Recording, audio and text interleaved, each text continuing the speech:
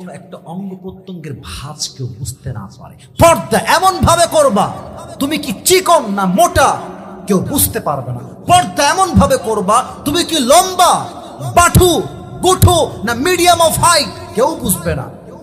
আমি ফাতেমা পুরোটা জীবন এমন ভাবে পর্দা করেছি, আমার দেহের চামড়া দেখবে কেউ ये तो बहुत बहुत बहुत दूर की बात है मेरे दोस्त।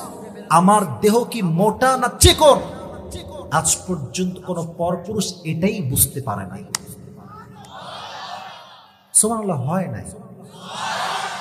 আরেকবার পড়েন সুবহানাল্লাহ। আপনাকে ঢাকা যাওয়া লাগবে না, রাজশাহীতে যান।